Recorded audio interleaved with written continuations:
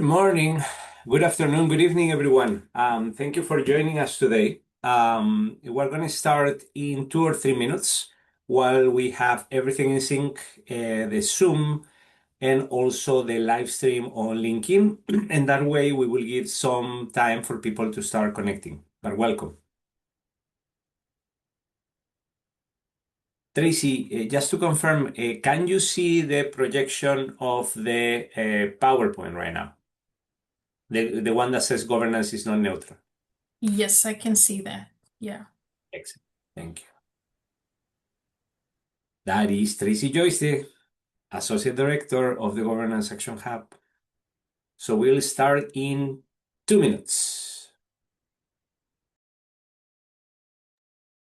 You have time to go for coffee, tea, your favorite beverage before we launch.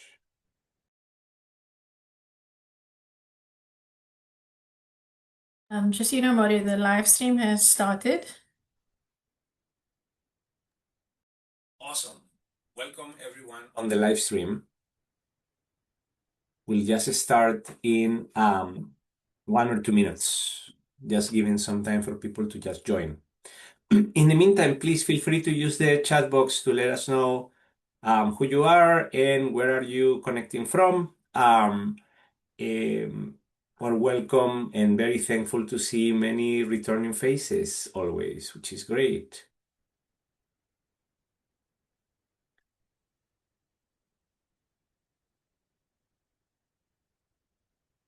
Special mention here to Anuradha and Victor, who are like the most faithful guys that I always recognize you. I'm like, thank you so much. Oh, TY too. Yes, absolutely. Welcome as you guys keep joining. Laura, welcome. How are you? Hope everybody's okay. So remind us a little bit about where are you calling from. That's always helpful. As usual, Tracy is gonna send over the chat box a few prompts, a few questions for all of you. I am gonna be also asking a few questions as we go along. If you are following us on the live stream, please, regardless if you see it live or you look at the recording later, make sure that you send us comments or suggestions on organizations, stories, experiences, case studies that we should be looking at that deal with the topics of the lecture. This is going to be extremely important because, again, the lectures are only part of this project, right? Like this is the Reclaiming Development Project, an initiative of the Governance Action Hub, which for those joining us for the first time or that haven't heard much about us yet, we are a platform for exploring collaboration and inclusion in governance. We are a lab and an accelerator of coalitions. That's how we identify ourselves and what we actually want to become over time. And we do this because we want to find the others. We want to find many of those crazy or sane people around the world that are convinced that we need to do development in a different way, but not necessarily know where to start. So we're starting that conversation and we're trying to find each other and help each other with resources and support along the way. The project involves a few activities. We'll have an explanatory video for this as we move along too. The lecture is the first piece. Then we have the practitioner dialogues. We have had 2 practitioner dialogues recently, one on energy transition and systems. And last week we had one live from Peru on territorial development and multi-stakeholder collaboration. I hope that those that were able to join us for those have found those resources helpful. Then we are organizing over time, and this will not be continuous, but regularly, workshops on specific skills, soft, hard skills that are needed when you do development work, and skills, by the way, that you can use and transfer to other types of work out there. We had the first one on facilitation last week. If you haven't catch up with that, we recommend it very much. We invite practitioners like you from around the world to share their perspectives. We had participants from our own network, actually, the Governance Explorers Network, that joined us last week. And we will have one, we still have to define the date, on narratives in development coming up soon. Then what we're going to propose to all of you, regardless if you have taken the course or not, is a series of challenges. How is it that we can start building, proposing, co-creating strategies in development around the issues of democracy and climate action or influencing climate action? And finally, before the end of the year, what is going to happen is that we're going to complement all these activities with a series of co-creation workshops. We have a few scheduled already in Zambia, in Morocco, in Peru, and we hope to have one in the Philippines too. We're probably going to change the dates, but we'll be in touch about that. Final result, we bring everything together into a co-created publication where if you authorize it, like all the different contributions that you have made will be recognized and will have your name attached to it. This will be a co-created publication, not a Mario Picon or Governance Action Hub paper. Okay? So very much looking forward to continue this journey. If you think of other people that may be interested in joining you in this journey, please bring them in, connect us. We'll be happy to share more about this. All right, so then let's talk about governance. All right, so let me just ask here for the room, and if you don't mind, Tracy, right? If we can just open the mic, if they can actually connect, if some of the people in the call can connect and can speak to us. But I don't know. I'm just looking at the names. Sandeep Chakrabarti. If you are able to say something, please join us a little bit. Tell us first of all where are you coming from, and second, we would love to hear not only about what we are doing, but also I want you to try to answer a question, right? Like before this class, right? Like because of your work, maybe because of your own experiences, what do you think or what do you understand for governance? And sorry to put you on the spot, Sandeep. We're trying to make this more participatory. Sandeep, I've unmuted you, so feel free to speak.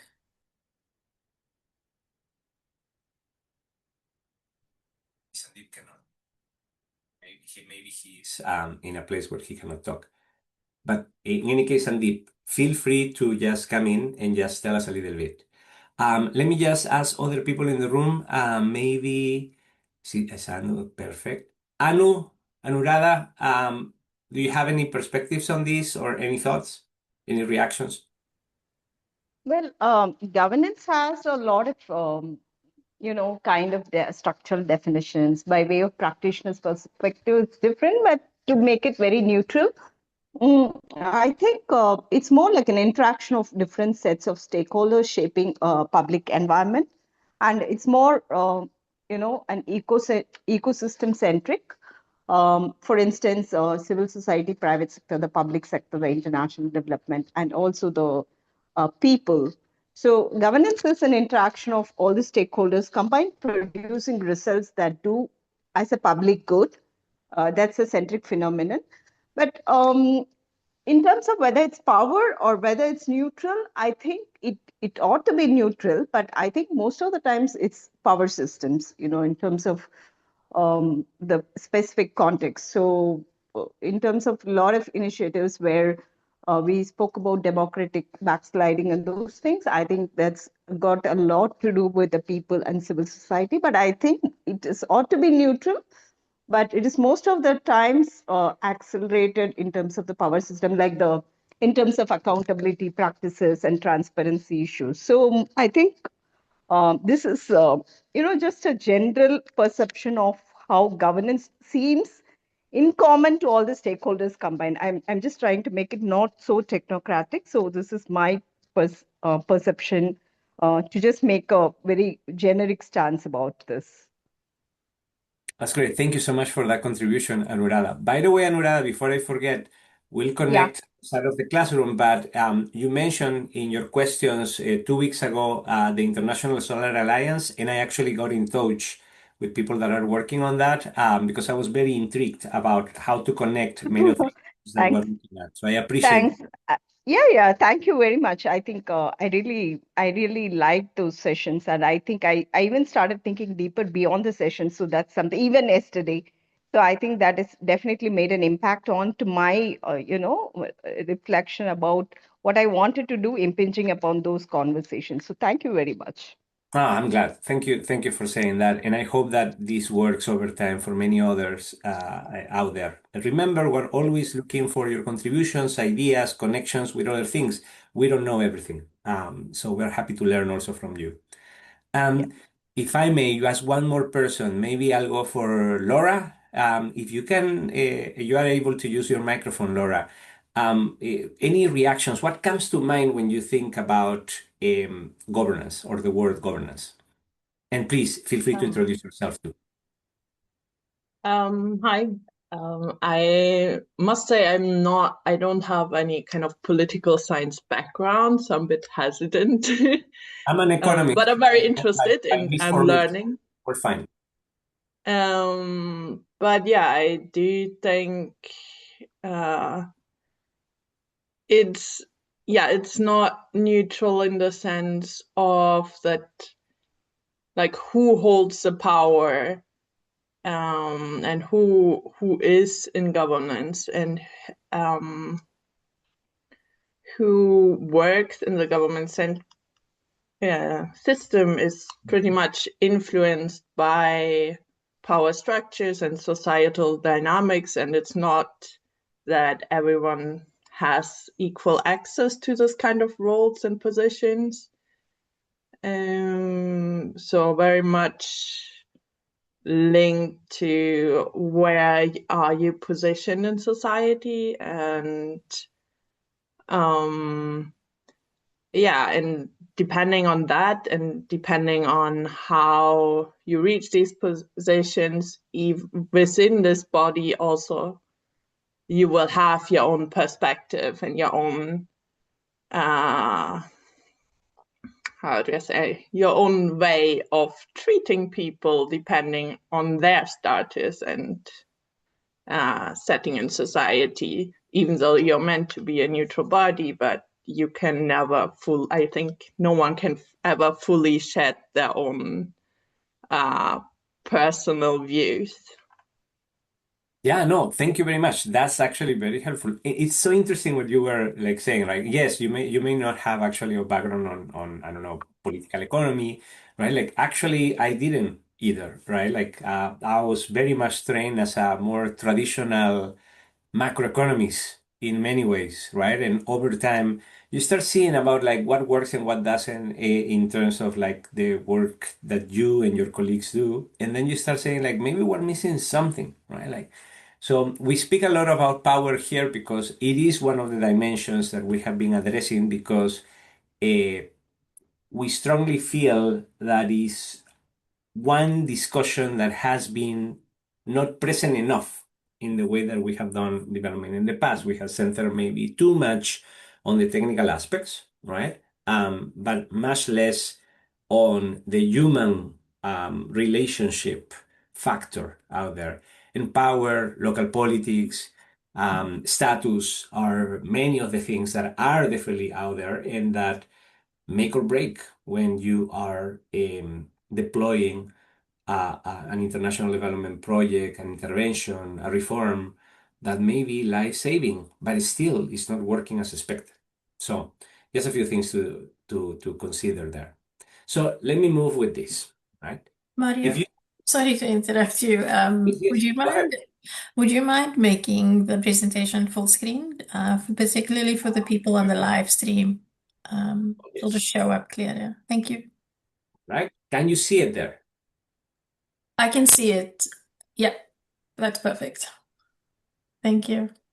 No problem. Let me just, for a moment, it's just that I have my notes right there. All right, so now you can still see the full presentation, correct? Yes. Awesome. Super.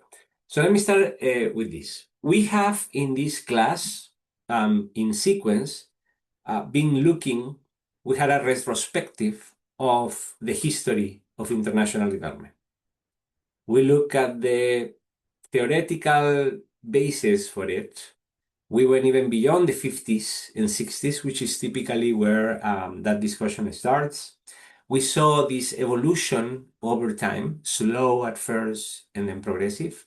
We saw this pendulum going between different trends in trying to understand what matters in development, and then this final compromise towards the end of last century that led to what we see as neo development, right? Like this new season, this new era in international development, where the goals are more are not as defined individually as they used to be. It's not about only growth or poverty or inequality, right? Like, which is the way actually that I studied international development years and years ago, right? Like things are much more meshed together in the conversation. But still, like many of our biases of our formation, of like how we learn that things happen over time, have defined what among those different goals are the things that we tend to prioritize. Right? Think economic growth and how that leads to prioritization on investment, right? Like, but all based on very strong assumptions, right, of what happens next. In many ways, so you can justify and say, well, this is a simple path, right, that will lead us to prosperity or to poverty reduction. We, I guess, agreed in that analysis that it is not enough, that actually the goal that you set for yourself not only defines your ambition, obviously it defines your results, but it also defines the kind of tools that you use over time. When we analyzed those tools, we saw that this larger complexity in the way that we approach development has been followed by a number of different and additional tools that have been developed over time in finance for development, right? Very much about on power and power sharing in development in different dimensions that before were completely out of the conversation, really.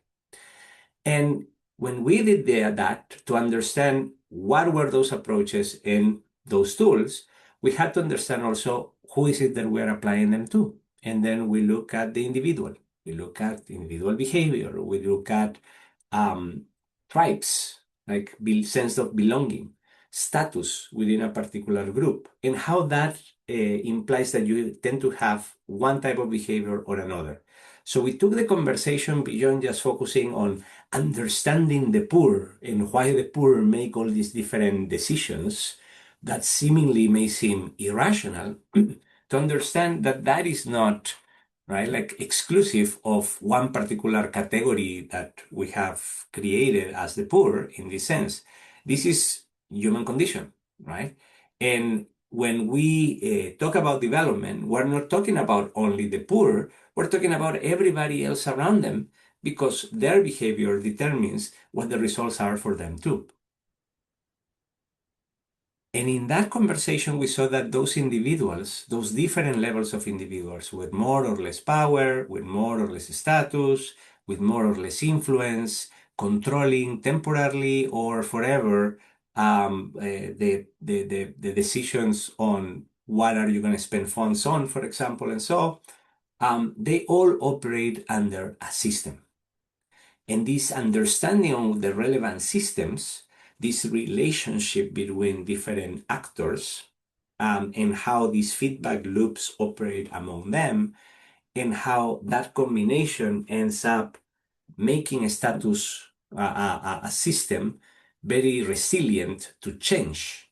And yet, change is it is what we actually need for things to translate into those development goals that we are pursuing, okay?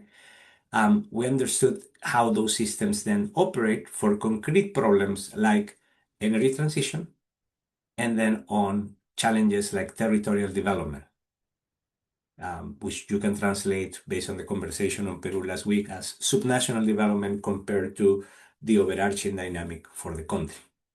Okay? I just summarized basically the last 2 months, but we wanted to get here. We needed to understand individual behavior. We needed to understand systems. We needed to understand what is the history of development and what is all these legacy challenges that we have in our discipline to be in this class, to come to this point where we're able to talk about governance. Because here is the thing, colleagues. The way that we have approached governance, especially like when this started to be in the conversation in development, was very much as a blueprint. The first time that the World Bank had a publication or a mention of governance was 1990, and maybe have been 1 or 2 things before 1990. But in 1990, there was an explicit discussion about the importance of governance for the implementation of development projects. And it went mainstream. You know that it went mainstream when the World Bank is actually applying it. Okay? So that the way that it was used at the time was just as a set of rules, structures, conditions, ways of working, right, that were appropriate to lead us to the goals that we are pursuing. That's why over the years, right, like when we have heard the word governance in the development space, we typically see it attached to an adjective. What is that adjective? Anybody? If you say governance, you typically, if you work in development, you come and think of good governance. So typically you put like good governance because there is a good governance that leads us to the results that we're pursuing. And if there is a good type of governance that leads us to the results pursuing, whose governance is that?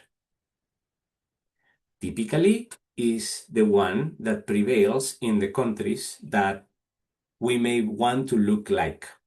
That the interlocutor that we have in the international system has as a reference to tell us, shape things this way, and that means that we are going to be able to help you.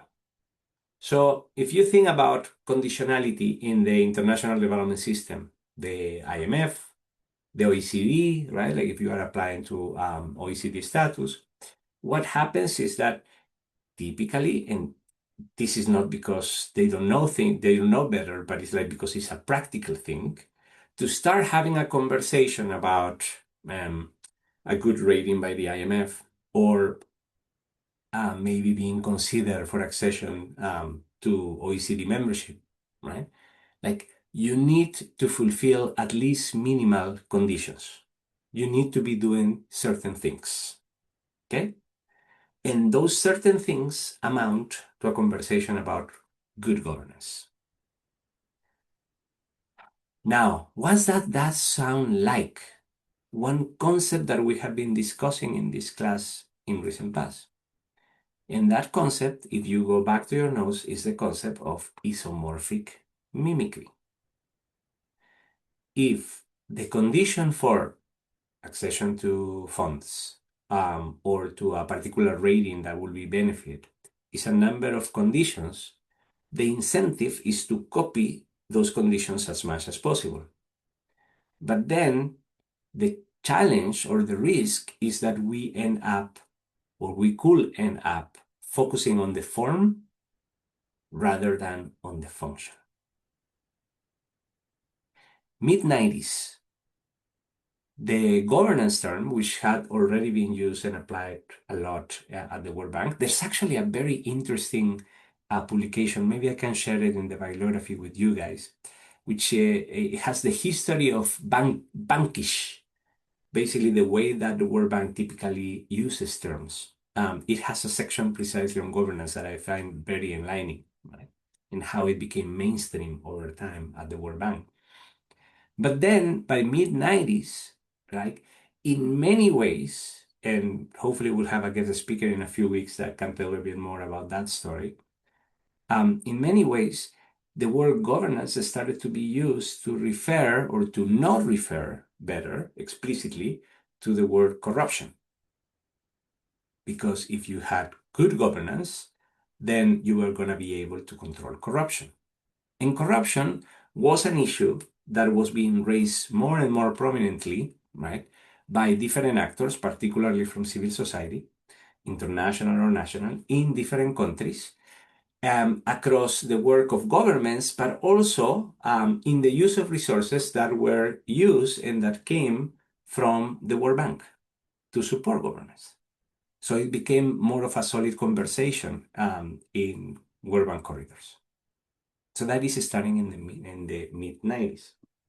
So this is important. And why is it that I'm doing this brief history of the word governance in this class? To understand that the way that we have understood and that we have been understanding governance over the years reflects the same biases, the same history, the same legacy of thinking in development that we have had since the 50s and 60s. Because why would it be any different? If we're looking for technical solutions for complex problems, if we are focusing on not on paradigms, but we're focusing on like small projects that have a history behind of how they are going to solve the problem, but the problem is not solved, or the problem sometimes gets worse, or is solved maybe, but not at the not having the expected results, right, or the expected depth. So this is because we had an understanding also of governance that was responsive to all the different ways that we understood governance in the last 60 years, 60, 70 years. Okay, so hopefully that is helpful. So what changes now? That only after we started to have conversations about development, more in terms of systems, then we had the opportunity really to bring mainstream a perspective on governance as a system. Okay? So, number one, in most development conversations, right, like we have seen, right, like that governance appears very much as a, how to say this? Let me just move here. Oh, I just got something. Should not be here. Okay? So, like, governments even like appear as something secondary, right? Like in many times in the development conversation.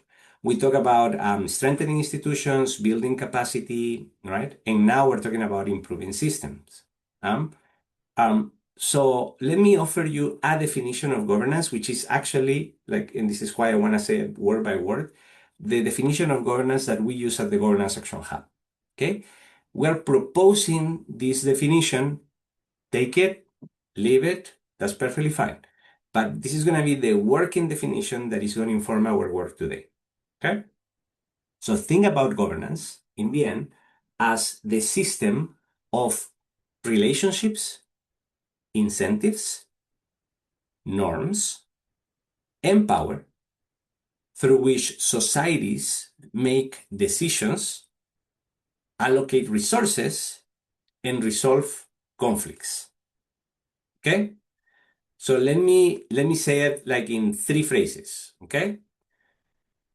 When we're talking here, it doesn't mean that they are not important, but they are embedded in this conversation. This is not about only institutions, because typically you think like governance, and the first mental map that comes is an organigram, right? Like this is how we are organizing within the Ministry of Finance to operate and to support different activities in a country.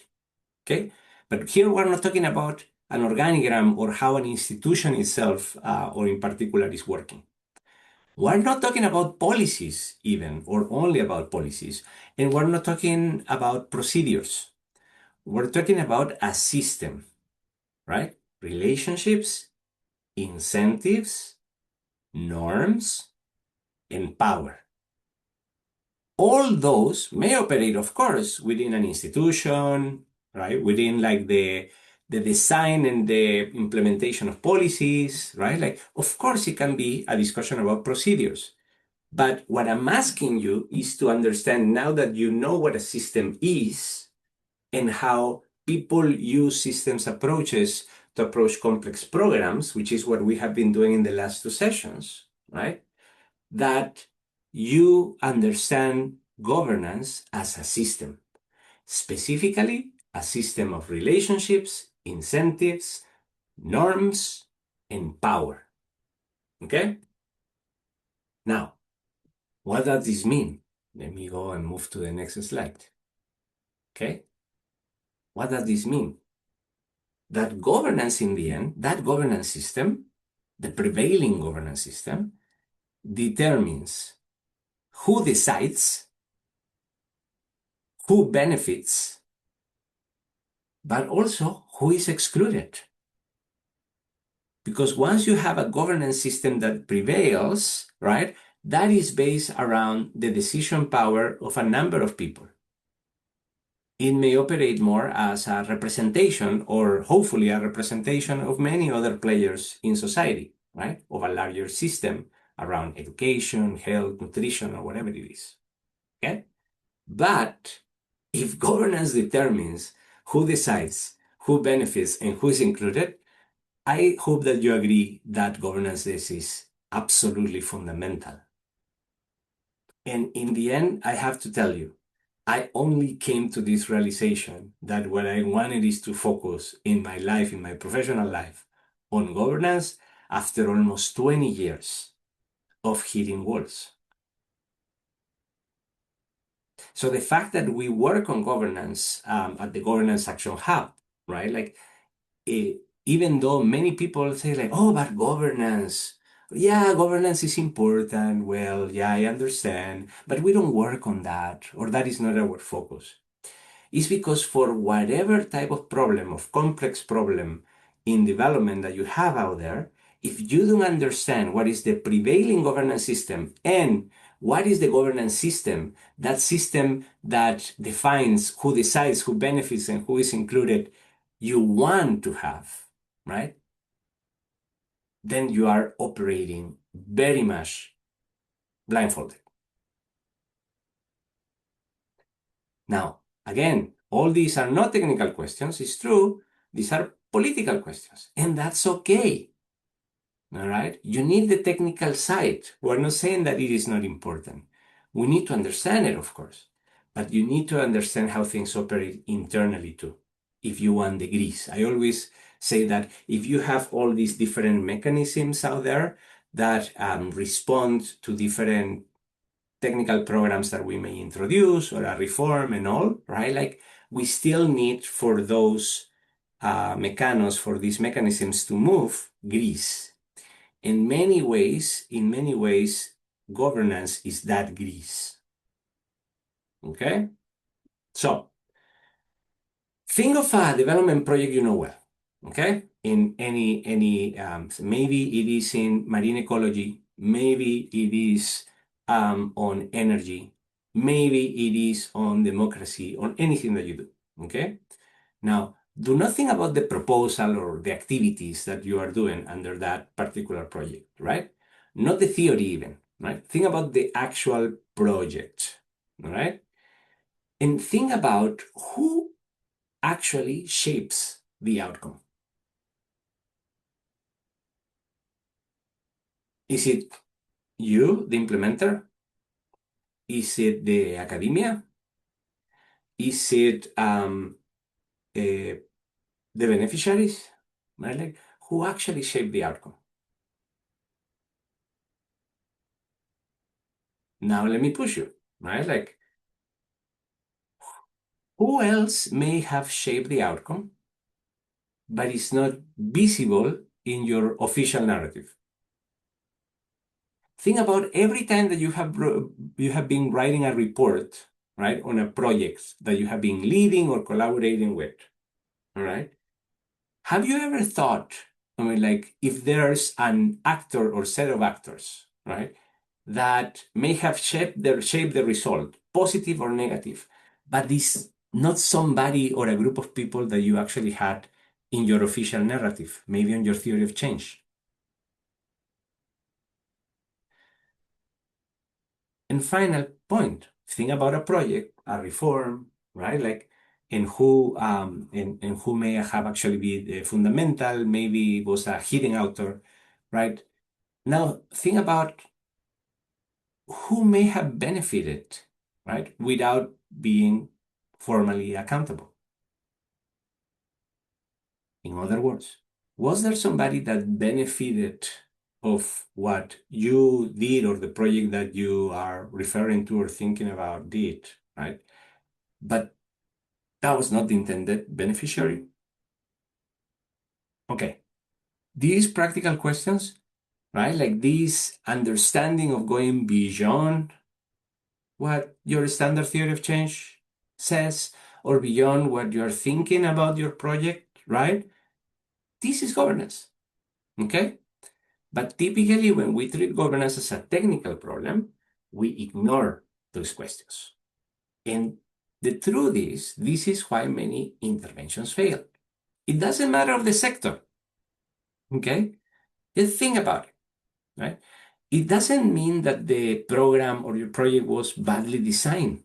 It may actually have been like a state of the art based on evidence, collecting different lessons, good lessons, lessons learned, learning from different programs in other geographies, maybe in the same country where you are implementing. Okay.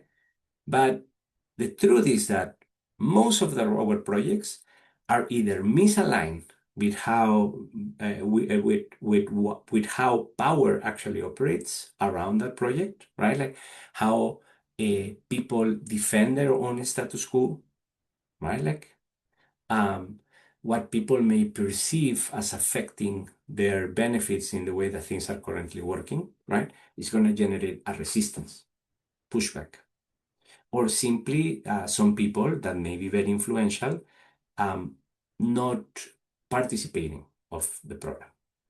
Okay, so this is why it matters and why this is important. So hopefully that is helpful. And Tracy, as we move on, remind me please. Sometimes I miss the chat box, but if there are like some comments or things that have been emerging, that would be great. Anything that you would like to say from the chat box that is coming up? Yeah, thanks, Mario. Anuradha made a comment about, our definition and how we could maybe also frame it around the idea of people, planet, and prosperity as a very holistic perspective in how we think about our impact and the impact of governance. And then also this idea of minimum and maximum governance, which, if you like, we can ask her to talk a little bit more around that. Yeah, why not? If you're okay, Anu, like, could you share a little bit about that? Okay, thanks, Mario. I just was sharing to the group and to Tracy and you. Governance systems have, of course, this history that you mentioned, and for a long time, governance have taken various forms, starting from the new public management and the hybrid governance, and emerging forms of, in network governance, and now we are in the new public governance. But from my own practice in the sector, in the field of governance globally, we've always emphasized governments as a donor, bilateral, multilateral donor to adopt and made a mission in several regions and countries to follow minimum government and maximum governance. So, what it implied in essence is, in brief, making governance processes simplified and moral and more effective, and also to make, we used to use the acronym of SMART: simplified, moral, accountable, responsive, and I think T was something different. So we used to call it smart governance instead of good governance. That is how it transformed within the World Bank itself. So S was simplified and moral, responsive, and accountable and transparent governance. So it's not just an acronym as a kind of very building traction to the new form of government, but those indicators by which the governance transformations were measured in those countries which received aid were centric to these acronyms. So I just was sharing with Tracy and to the cohort that it would be good if in reality, this is because even in countries, a lot of countries I've seen, we brought steps that involve 65 steps of getting one building approval or one, small land development for an infrastructure project into an 8-step thing, which could, instead of lasting for a few months, that would be done in 4 days. So a lot of things were, at the helm of making people at the center of the governance processes, and also to make making them very inclusive in the process in terms of, say, for example of what you've just said now, in terms of technical illusion of development. Procurement was, like a almost like a opaque black box for many years in many countries, including Southeast Asia. So this e-procurement or electronic procurement was one conditionality given by multilateral donors, including the World Bank, to say, and the UN, to emphasize that all procurements need to be done through electronic mode. So that brought in people who benefited, like a principal agent problem, or people who were not in the narrative but who benefited from the processes, all go almost to a minuscule. I wouldn't say it's totally eradicated, but that has become a mainstream thing, and it's a common standard in most countries. So what I meant by minimum government and maximum governance is the processes should be very simplified. It should be made very ease of working with the government, but the benefit should impact the person without having to make them feel very small in the process, and they should be at the center of every thing. But to say just in one line to end the my conversation here is, we always used to put in all the charters that we mentioned in terms of reforms in many countries, that the customer is the most important person, or the public is the most important process in the government. I mean, in the governance. So I think he or she should be always at the helm of benefit and not the government. So we used to use this phrase in every, document and in every place displayed to make them feel that, everything in terms of whether it's financial related or their responsiveness, how swift they act, how swift they deliver services, or how they reach out to deliver services. So this was at Centric. I thought that was an important reform. So I just reflected upon this so that, I thought it would be like a good sharing from practice to the classroom for us to, share experiences from our professional practice. That's fantastic. And if you can share that resource, that will be amazing. And we can include it. Absolutely. I will. We do Yeah. is like we'll include it in the annotated bibliography that goes with every class. This goes Sure. for everybody. It goes for everybody participating right now or joining us and listening to the recording of this, right? Like if you have important resources that you are using, right? Like or that you have heard of on the topics, governance and whatever comes next, or for past lessons, let us know. We'll add it to the annotated bibliography that is posted with every video for every week session on our webpage. Thank you. Thank you. So let me pick precisely on what you are saying, right? Like what I'm sharing, and this is a slide that basically summarizes what we have been discussing so far, right? Like it's probably the most important slide of this first part of the session. When you start challenging, changing the way that you have approached things for years, all right, there is a space of, if you want, chaos and opportunity. Okay? So now that we are rethinking governance, because it's not only us, it's many other people out there, right? What you're going to see, and you're going to see it also reflected in the annotated bibliography that we have prepared for this session, right? There are different people that bring about these different frameworks to understand governance.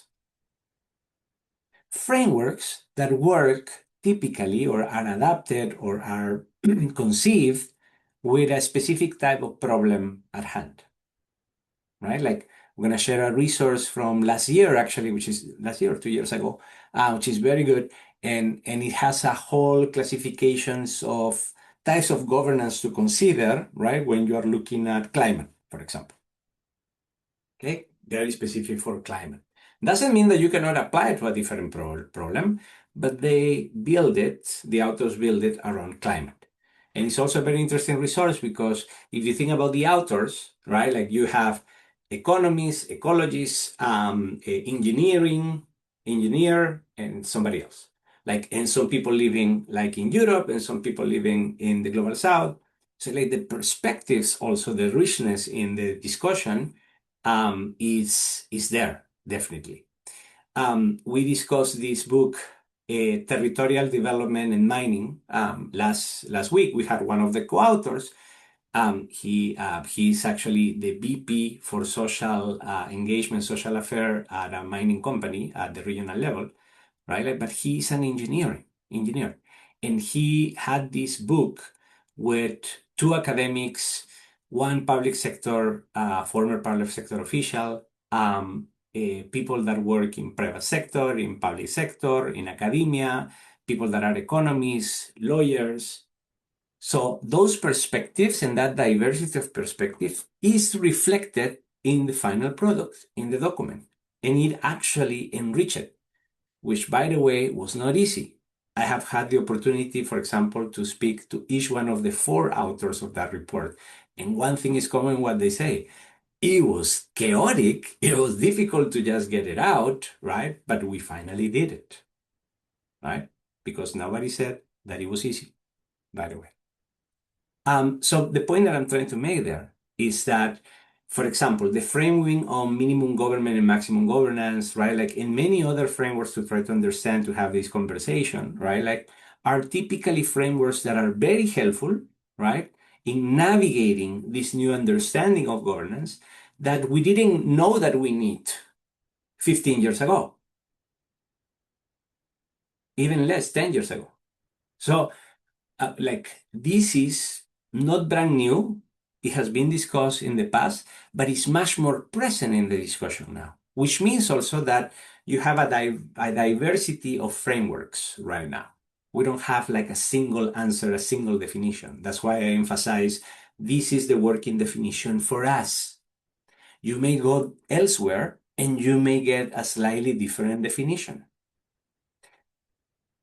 Frameworks like the one that Anuradha was bringing up on minimum government and maximum governance, right, are reflecting like at least two particular things. One is that still, when we think about governance, we tend to think about governments or how governance operates within governments. Think about it, right? Yet, one of the things that I'm going to propose here that we keep our eyes open for, right, is understanding that governance, this understanding and the shaping of the system of power, relationships, incentives, norms over time is not the job only of governments. Why? And this is very important to understand, right? Because if we only understand it as something that governments have to deal with, right, we're always gonna put the responsibility and the accountability on the system, on the particular administration at a given time. But the truth is that the fact that that governance system prevails is responsibility and is the result of the interactions not only within government or of government with other actors, but also from the private sector, civil society, the international community, pressure too. And that is important because then we just make it about elections. Well, maybe the next administration is gonna fix things up. And no, we all have a role in shaping governance over time. I'm doing this ahead of what I wanted to send as final message, right? Maybe to impress you at the end and all. But I guess it's important that we have that conversation also now, right? That is the point that I'm trying to make here, right? How do we take this conversation beyond government, right? And understand that we all have a role to play here. We may not be able to change the norms or the power relations in the next couple of weeks, right? Like, but what is it that our actions, our own programs, projects, our interaction with other actors, partnerships, right, are achieving in terms of creating the conditions for change? How is it that we're building our own Overton window? If you don't know what that is, you have to go back to lesson 3, I guess. Okay. All right, let me move on then. So we can cover all these different ground. Let me see what is the next slide. Okay. Everything that I was mentioning before, right? Like the point is that complex systems produce certain behaviors, right? Like, and look at this graphic here, right? Like you may introduce a reform, and everybody may agree, or most people may agree, that is a reform that is much needed, right? It may have like broad support. Okay. What is going to happen is that some actors are going to benefit and other actors are going to lose. Okay. So those that lose, what do you think they're going to do? They're just going to say like, well, okay, we lost. Good for everybody. Maybe this is for the public good. No, most of the times what is going to happen is that either you form coalitions among others that have lost with the reform. You may want to reinterpret the rules, or you may even want to resist and block roads. And the point of this is that that system, that governance system, as any other system, as we discussed a couple of weeks ago, reacts. And when it reacts, it generates unanticipated outcomes. So if you remember when we tried to redefine the way that we look at theories of change, that was class 1, I guess, right? Like we talk about all these different elements, right, including the assumptions, but we rarely talk about the unanticipated outcomes. And then we start thinking, well, maybe our theory of change was not right. That's not the point. The point is that we needed an understanding at an additional higher level of how that system, that governance system that prevails around the intervention that you are implementing, promoting, pushing for, etc., generates a reaction. I don't have it here, but I can share from past sessions one particular slide that I told you, I guess it was in class 1. If you remember anything from this course, you need to take away this slide. The slide where you're saying like when you are dealing with complex challenges, wicked development problems, you need these 7 conditions, right? Like including looking at the system, like different types of feedback loops, etc. But there's one condition there that you should never forget also.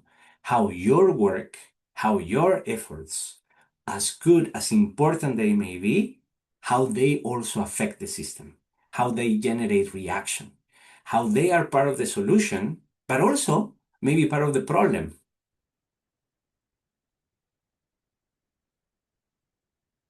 Hopefully that is helpful. Again, Tracy, remind me if there are like questions or like somebody wants to intervene, let us know. We'll be happy. Remember, this is supposed to be a conversation, but I'm just trying to like frame a little bit better the conversation so we have some core ideas to share in a moment. Okay? Anuradha, please.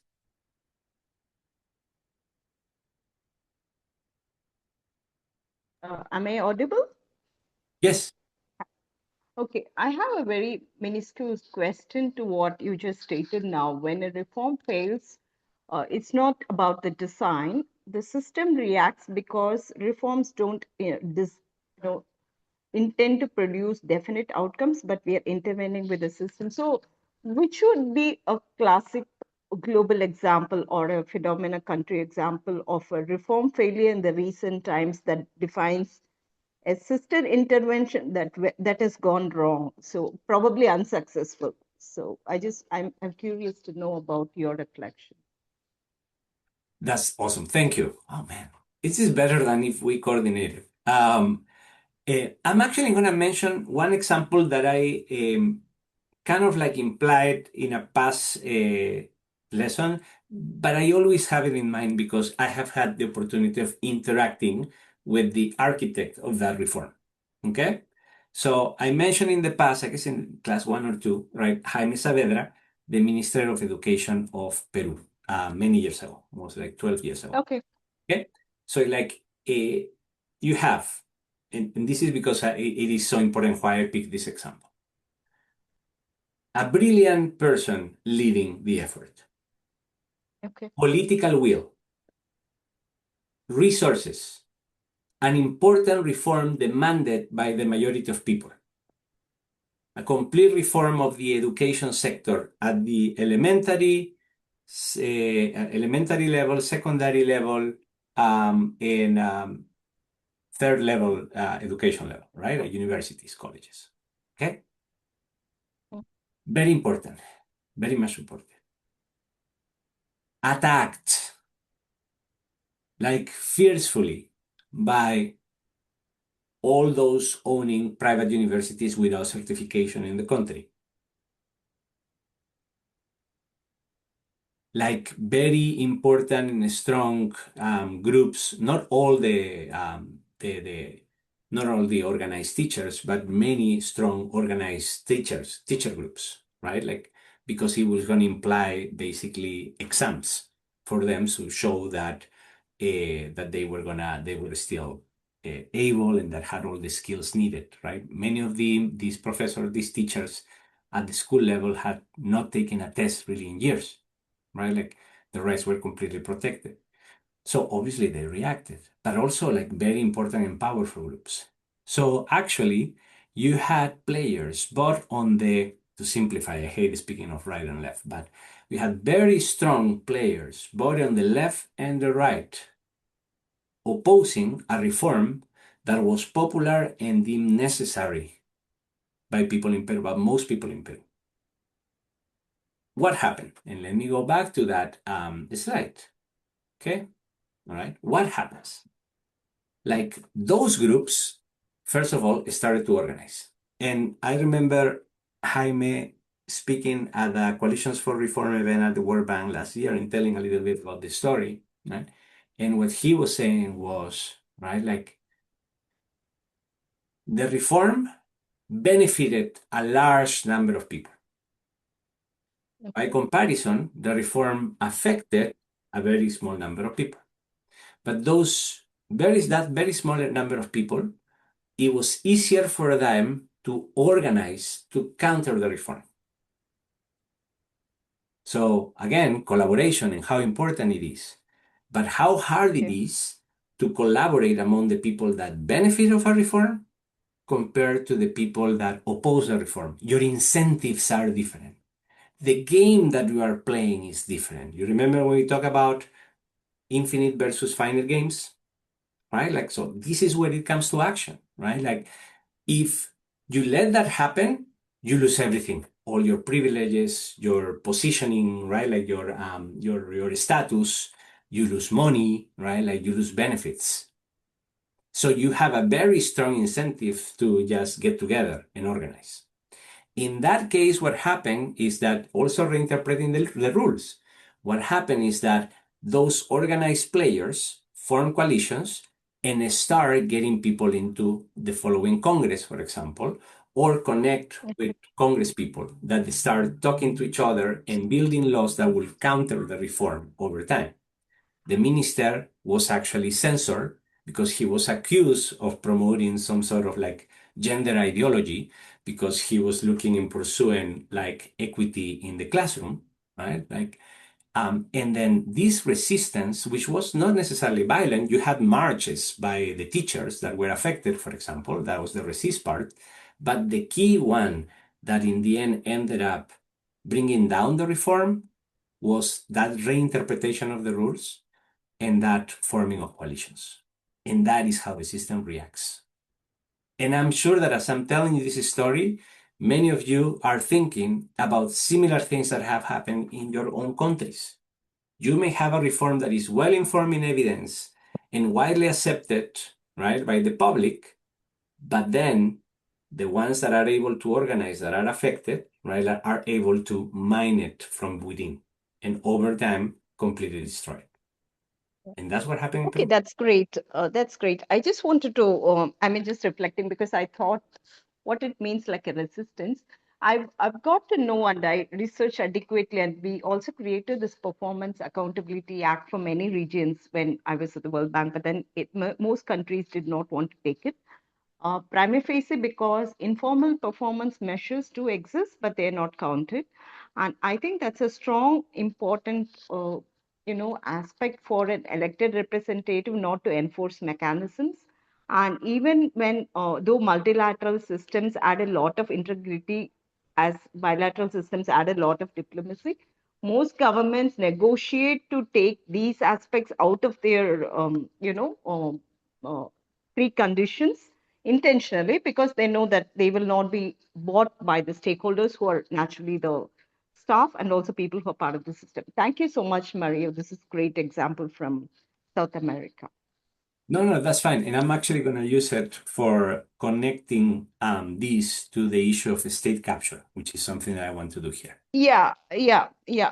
Yeah, because Okay, like you may thanks. actually wonder, right? Like, oh, man, Mario said like governance and state capture, but how are these related? No. I was wanting to know, governance systems are different when it comes to global public good and national or local public goods, right? So I was thinking, what is a common scenario that we can think of? Something like a system not, reforms are normally well conceptualized, robust, well tested, and they are always, questioned for different ad hoc things that can go wrong. So I was wanting to know what does it mean like to for a system to not, you know, uh, depict that interventions could not be effective. So I was curious to know from that side, but I completely understood what you explained in the contextual, case of education sector. That's great. Thank you. And by the way, like one thing that I will recommend to everyone, right? Like you're gonna, in the resources that we're recommending, but also in many other things that you see, right? Like you're gonna see actually a number of different definitions about what governance is, right? Like the one that we're bringing here is actually one that we hope or we intend to be encompassing. So it can actually help you interpret or frame, right? Like when you look at other definitions or classifications even of governance out there. So think about this in terms of when you look at governance, now I encourage you, look at governance as a system, right? Not as a blueprint, not as a way to organizing things, right? Like, etc. That comes later. That could be a manifestation of governance for one particular institution or set of institutions or set of players, right? Like, but this may give you like a different perspective, right? Like when you have actually these conversations or when you see that somebody is pushing back, right? Like this helps you understand that also. And this is typically when most reforms or policies or interventions hit a wall, right? Like, why is it that these people are being so hostile about this, right? And sometimes it's hard to understand. Anyway, I'm going to move on this, right? Like just a message before we transition to state capture, okay? We have been talking about a lot about in this course about a strategy, right? Like, so I even encourage you from class one, instead of just focusing on getting out a theory of change, first think about what your strategy is, right? Like strategy is positioning. And this is why you need to understand the relevant system, in this case, the governance system around a problem, right? Like, because what strategy means is not to have a plan. What strategy means here is how do you position yourself or build alliances with others to position the reform or intervention or policy that you're pushing for, that you're supporting, right? Like within the existing governance system. So you have a better chance at success. Okay? So positioning in the end is choosing where and how to act within a governance system, in this case, given the constraints that you may have. And this part of the given the constraints is important because You may be approaching a problem from the point of view of like small community organizer or community leader, right? Like, and you may perceive yourself, right, as having absolutely no leverage in the system. But yet, if you think in these terms, you start thinking what your role could be and what are the alliances, the coalitions that you may need to build over time.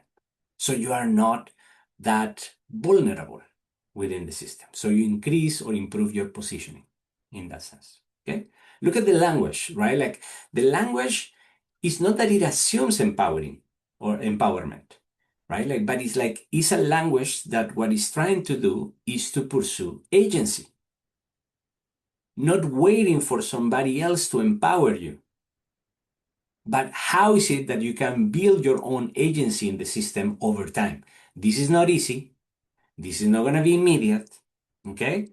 But it is important because even if you have a success, a win out there, right? Like that win, because of how the system reacts, is vulnerable. You may lose what you want over time. Tracy. No, I accidentally clicked the raise hand. Oh, Sorry. okay. That's good. That's good. Perfect. But anything you wanted to share also at the time or anything new, or we can continue?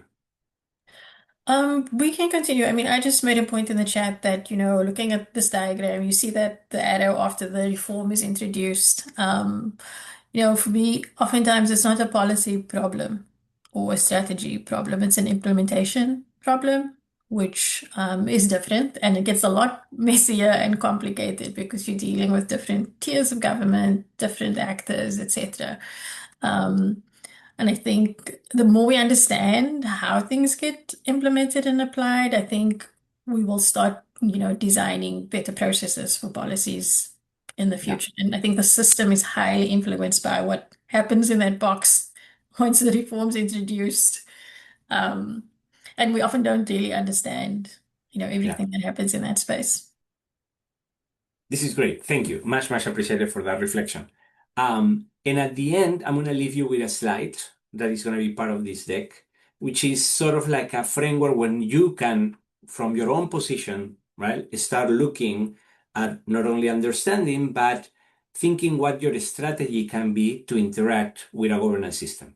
And if you want to bring it at some point to discuss with us, with me, like at any point outside of these sessions, to talk about how this can apply to your project or your program or intervention, what you are pushing for, I will be very happy to have that conversation with you. So just let me know. Okay? Good. So just synthesizing. Okay? Strategy is positioning. And we are positioning within governance systems, within systems of power, within relationships between actors. We're positioning within incentive structures, right? If we understand governance this way, this changes our role as development practitioners because we are not just designing solutions in a vacuum, right? Like we are, through our interventions, through our work, we are positioning within a system that we may not control. So in that way, in a way, we're not only or necessarily trying to solve problems. We are actually navigating systems of power, right? Like, and we're trying to make strides along the way, strides that hopefully last. And for them to last, we are likely going to need allies. Okay? Right. There is no easy answer really to that, right? Like, but the way you answer that question, right, like between solving problems and navigating systems, right, like it's going to change the way that you approach your work. It has changed for me. Now, important for this transition into why is it that we're connecting now with state capture? But this is important. I mean, hopefully it will be clear, and if not, please let me know, and I can send more material about this. Okay. So we're not talking here about simple systems, whatever that means. All right. We're emphasizing the work on complex systems. Maybe the problem is very small and very specific, and you just need a technical solution for it. You don't need to think like beyond that and complicate yourself. Okay? Fair. Okay? But think about always who's going to be benefited and who's actually not going to be benefited by what we're trying to do, right? The other key point here is that actors adapt and the incentives may shift over time. That also the outcomes may evolve over time. Maybe we have a large impact in the beginning, but that dampens over time because of the reaction of the system. Maybe it is a small effect at the beginning, but that small effect may be actually what you need to generate a chain reaction and more support. Okay? So remember, there's somebody is going to win and others that are going to lose. But those that lose, because of everything that is at stake for them, because they play a different game, if you want, because they want to keep playing the game that they have been playing, right? They resist, they adapt, they form coalitions, they reinterpret the rules. And that changes the governance system. So then suddenly you have these outcomes that you did not anticipate. Okay? So the question is for you, when a reform fails, is it because the design was wrong or because the system reacted? Could be both, right? Could be like one now and one later. Okay? We are intervening a system that produces outcomes. So let's talk about the consequences of this. All right. And let's use as a framework that case on the education reform in Peru that I told you a moment ago. All right. For the sake of simplicity. I'm also going to mention other quick cases from Ukraine and Indonesia before we end. Okay. We a lot talk about corruption. Okay. So now let's think about this. Corruption is the abuse of entrusted power for private gain. Okay? It is typically, not always, but typically is transactional, is short-term, and is a violation of the rules. Rules, laws, however you want to call it. Okay? So it is illegal, in other words, typically. Again, corruption. All right? Abuse of entrusted power for private gain. It is typically transactional, short-term, and a violation of rules. But there is a deeper phenomenon that because historically we have talked about corruption, we have built all these different tools around corruption, we tend to equate the problem of capture, and state capture in particular, right, with corruption. And what ends up happening is that we tend to use the same tools that we use for corruption on a different phenomenon that is called state capture. Now, what is state capture? Okay, state capture is a systemic process within systems, right, through which powerful actors, doesn't mean only the millionaires, right? Like powerful actors in that system shape the rules, shape the institutions, shape the policies themselves to serve their interests. Okay? So, corruption, illegal, breaks the rules. State capture, writes the rules. State capture is many times legal because you change the rules to make it legal, to make that capture legal. So in the example of the Ministry of the Education reform, you had all these different actors from the left and the right, like actually uniting against the education reform, forming these coalitions, which were reflected and very clear in Congress in the way that they voted to actually bring down the reform over time. Okay, let me mention other cases. Okay, South Africa, right? Like, and Tracy knows BASE very well because she's from South Africa, and also because we had this collaboration in South Africa with the New South Institute. They have been doing a lot of work, very interesting about state capture, the reforms in the country over the years. State capture was actually down with the state capture, no to state capture, were things that you will see in slogans in March in South Africa only a few years ago, right? And a lot of changes and reforms have been passed to tackle state capture in South Africa. If anything, those reforms, or some of them, have not gone deep enough partially because of that reaction from those that are losing. If you cannot stop the process, at least you're going to try to slow it down. Okay? So, just for background, during the Suma era, like networks of political and business actors influenced key appointments, procurement systems, and state-owned enterprises. That was not isolated corruption, right? This was a coordinated influence over the system itself. That is state capture. And actually, there have been very strong reaction on the people in trying to put some guardrails to that. It is a difficult process because as there was one article at The Economist last year, hopefully I can find it and add it to the bibliography later, right? Like where they were explaining, right, like how the longer you let state capture simmer in your country, it is harder to actually get out of it. Another one, Ukraine, right? Like after 2014, right? Like in the revolution in Ukraine, like they set aside the pro-Russia government, right? Like, and they actually started to reveal a lot about many of the oligarchs in the country, right? Like, so these reforms, right? There was a coalition for reform to tackle corruption and state capture in the country, right? Like it led to the creation and emphasis in anti-corruption institutions, right? But those oligarchs, right, adapted. They resisted. They reshaped the system around those reforms. So then reform becomes a continuous struggle. Okay?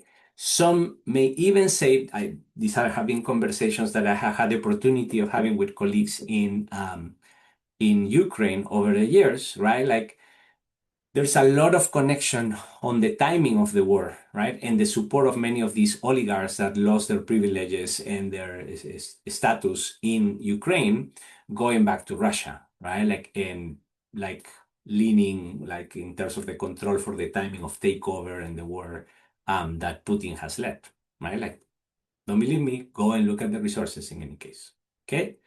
Indonesia, right? Like the KPI. Mario, sorry to interrupt Tracy. you. I think you need to move along. We're still seeing the diagnostic matrix slide.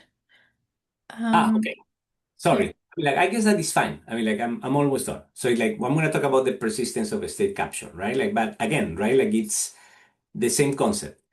If capture is legal and self-reinforcing, anti-corruption efforts that merely fix symptoms will fail. That's the message I wanted to convey. The system will simply reproduce itself. And these are just examples of all that, right? Like we talk about South Africa, Ukraine, and now Indonesia, right? Like so Indonesia, right? Like the KPK became one of the most effective anti-corruption agencies in the world, right? Like it prosecuted powerful actors, regardless of how you may feel if you are familiar with the case of Indonesia about it, right? Like, but what happened? Political elites that were affected, that were being looked by KPK, right? Like push back. And the institution that KPK over time was weakened, clearly. I may actually have a graph for that. Let me see over here. Oh, yeah, you're right. I have the South Africa thing. I forgot. So everything I told you about South Africa, right? Like in the Suma era architecture and what happened, right? Like is summarized here. But this is a bit of the story, right? Like what are the dynamics and the systemic insight? You can come back and take a look at it, right? Like for these cases, right? Like Ukraine, right? Like the institutions and how those oligarchic structures reorganize, all right? They did not disappear. They adapted. They resisted, right? Like and the systemic pushback in Indonesia that I was talking about. Okay? The elites push back. Over time, political power reorganized to weaken KPK as an isolated institution. Okay? Now, I'm not telling all these stories to depress you. Okay? So please don't get depressed. I'm telling you that when you think that your reform against state capture in this case may have succeeded, you probably are just in the beginning of that particular fight. Part of the problem is that all our incentives in the development sector tend to be project-based, based on the funding that we are receiving specifically with a particular donor. And now, in the end, we are assessed against a set of outputs and outcomes, right? Like that come out and that we agreed on in a contract with our donor.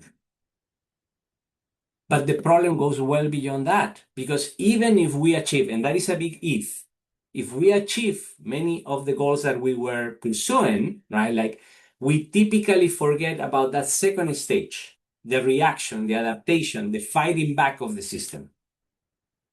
So doesn't mean that it cannot be done, but it requires way more in going beyond like your typical approach to development that is project-wise.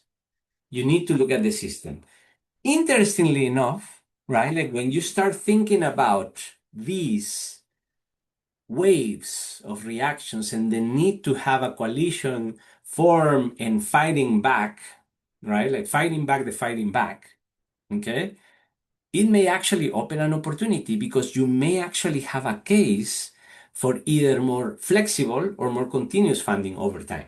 Doesn't mean that most donors still are looking at this sadly, right? Like, but it is a strong case that you can make based on your understanding of the prevailing governance system, right? Like, can we already start anticipating the pushback?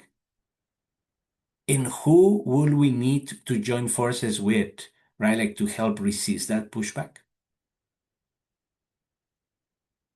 Okay. So all these different cases, I mentioned Peru, Indonesia, Ukraine, South Africa. Okay. When you look at complex governance systems, okay, those systems again adapt to protect themselves, power or reorganizes itself to survive because, as I was mentioning, they play a different game. All right. So I'm going to say something that it may be a bit annoying to you and that you may disagree, and that's perfectly fine. Okay?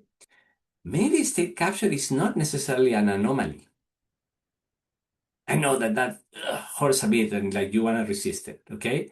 But what if it is actually a tendency, right? Like if you have systems, governance systems with unequal power, so state capture becomes in a way a form of equilibrium. Doesn't mean that it's good, doesn't mean that it's necessary or desirable, not at all, but it's a tendency.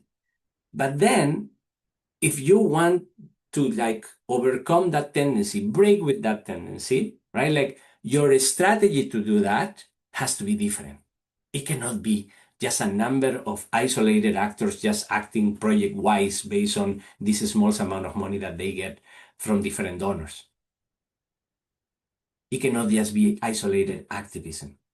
We need to collaborate and in practical ways, which is taking me back to the conversation last week on territorial development and multi-stakeholders governance, right? Like, and Dario was mentioning this during his intervention, Dario Segarra.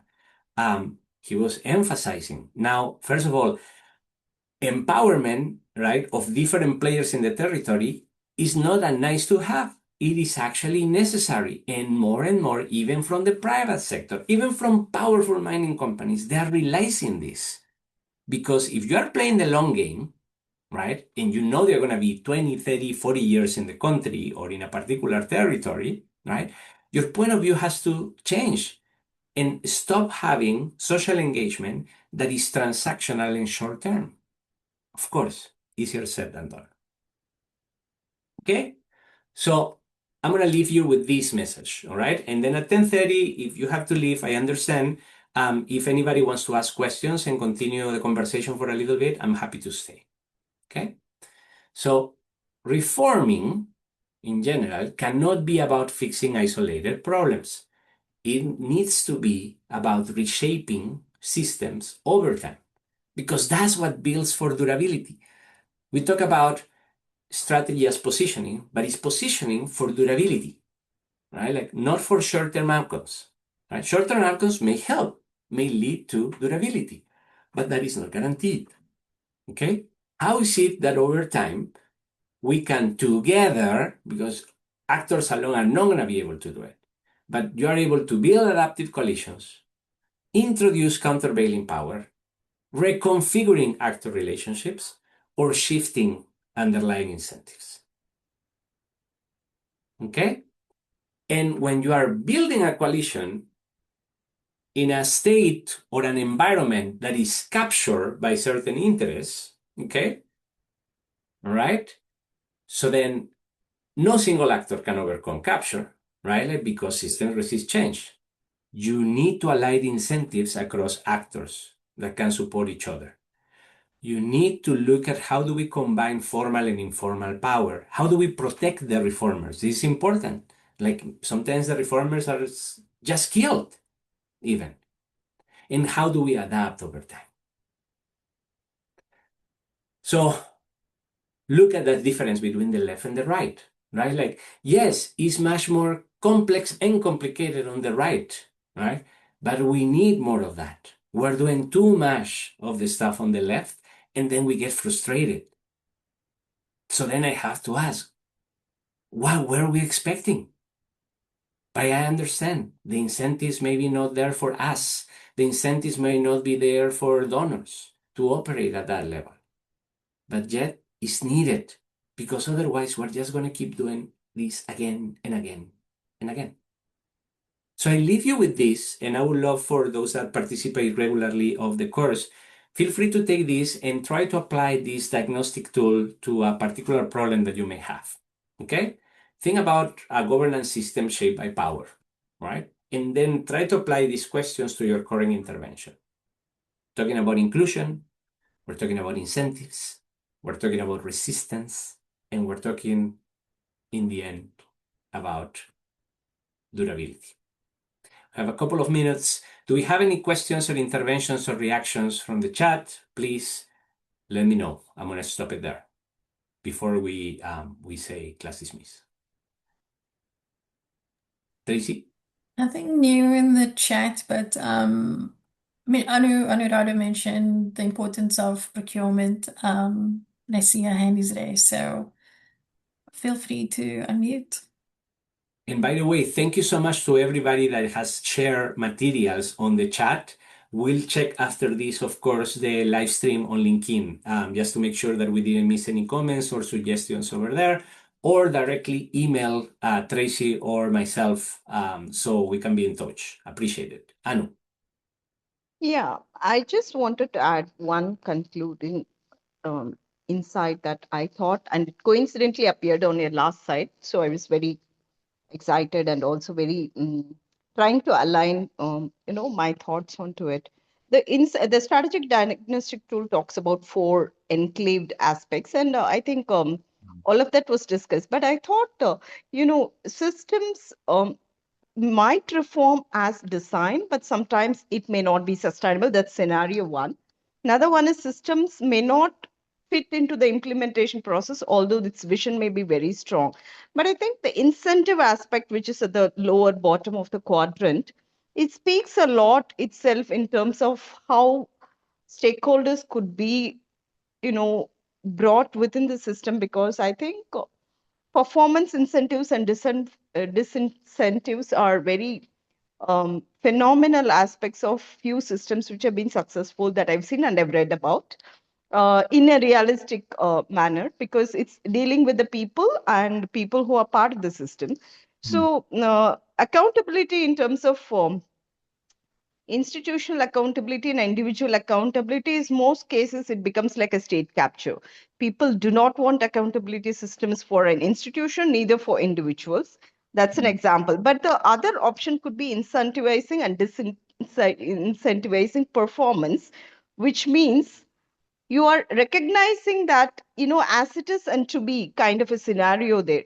So probably that is one intervention which can still be alive in the process of reform, which could enable, for instance, if it's a system-based reform, there could be a performance-based budgeting system to say, look at how the performance of the previous years within the sector has been, or even looking at something related to results-based management in practice at the macro levels of government, so that the people are not affected, they get used to the system, and then you introduce it as an individual level. So I think systemic implementation is very important when it comes to putting a reform. It's like a new pill put into the system, and those are normally resisted. I think incentivizing will be a very kind of bring in a very warm environment where they're getting used to it. There can be very standard practices that can evolve from individual leaderships or people at a very, systems level also. I thought that is a very positive thing amongst all these quadrants to say, it can bring about a lot of optimism to say the system has not become, or the reform has not become totally redundant, but it is slowly moving towards a trajectory where it's preparing itself to reform in a much better manner. So that is my reflection upon this slide. Thank you. That is very helpful. I appreciate it, that reflection. Yeah, and I mean, like in the end, this is very dynamic, right? Like, and even like while you, from your own position, right? Like, where is it that you are working on? Like, you may feel completely powerless to, in the sense of being able to influence incentives, for example, like that Yeah. are prevailing in the system. But this approach and trying and understanding these different elements helps you inform, for example, your advocacy work. How do you engage with others? How are you suggesting things? Do you like, depending on the country you are, it's like, can we collect enough signatures so we have a conversation of this in Congress, for example? Can we push, right? Like, how far can we go and push and inform like more people so they understand about the challenges of this, right? Like, and then are able to organize around it. Yeah. To the example of the reform of education in Peru again, right? Like if you had a stronger citizenry that is able to organize around these issues, you may have had enough countervailing power in that to change the incentives for many of the congressmen, for example, that ended up approving the dismantling of the reform. Right? Like if you had a better system of political parties, maybe that would have helped in any case. But you don't, right? Like the particular environment in which all this happened, right? Like made it easier for those groups to organize in countering the reform. Yeah. And So also, it would be yeah, useful to little bit. Hello. yeah, Am I ahead. audible? Yes, you are. Also, it would be useful to make use of the leadership phenomenon because leadership is much spoken. A lot of people want to reflect their individual leadership skills. And I think it will be a positive, maybe in the projects that Governance Hub does, or maybe which we could do combined in the future. A lot of people like leadership to take effect. For instance, a person who's leading a reform, the same reform may not be successful with the same formula at many regions, but be successful in select regions. That Yeah. typically has a direct correlation with the leadership style and the way it is being dealt. I think that's a very important component in the governance process, not to undermine that leadership phenomenon makes a bigger change to what we are proposing as a technocratic or exercise or a governance system strengthening, whatever be it. So maybe I think you as a lead within Governance Action Hub can also explore this as one phenomenon besides other aspects. Thank you. I mean, like, there's so much to do, really, so much work to do ahead. And hopefully also this has helped for all of you to understand why is it also that we are doing what we're doing, right? In the end, why is it that we emphasize so much governance? It's not just intellectual curiosity, right? It's this the understanding of governance in this sense that motivates us a lot, right? Like because we strongly believe that this is an issue that is typically not discussed enough across different categories of programs. And sadly, the incentives still for funding in the development space are not there, are still about compliance. It's about like having this good governance system that will help make things happen down the way rather than this exploration, navigation, understanding. In the end, remember, and this has to do with your phrase about less government, more governance, right? Like what it has to do is like typically we have taken the word governance as governing, right? When it actually governance comes from the word steering, right? Like, and that is very different. One thing is like how do you organize things to happen, right? The other is like is navigating literally, right? Like in complex systems. and the way that you approach the actions related to governance in this case vary very much depending on how is it that you are approaching your own work, in this case, around governance. So I really hope that this session has been helpful to all of you in this sense, in thinking about the problems that you are currently dealing with, right? All these different development challenges. If you want to talk a little bit more about your own projects and how you approach them, we're very happy to have those conversations. We probably won't have the right answers, but we definitely have like the goodwill to try to bring some light into that conversation if we can help. Thank you. I'm gonna declare this class dismissed. We're very much looking forward to see you next week. Next week we will have another lecture, and then after that we will start coming back to the practitioner series. We're trying to like phase in. We move with some content, and then we move to practitioner series, practitioner dialogues, building on the concepts that we're discussing in these lectures. So hopefully that is helpful in terms of understanding the process. Stay tuned for that video where we explain and we tell you more about the overarching Reclaiming Development project. And as always, please come back, share your thinking, your stories. We're happy to discuss them during these sessions. And of course, bring a friend. All right, thank you so much. Class dismissed. I'll see you next week. Take care, guys.